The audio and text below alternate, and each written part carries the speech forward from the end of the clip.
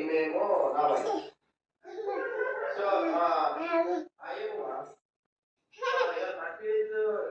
చాలా పెద్ద పెద్ద మనుషులు వచ్చారు అనమాట. పెద్ద పెద్ద మనుషులు అంటే మీకు షాక్ కావాలా?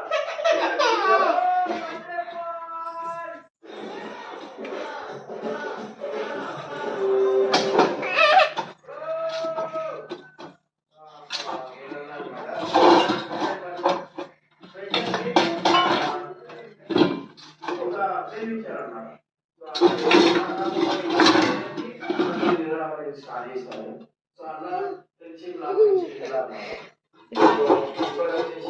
వాళ్ళ మేనేజర్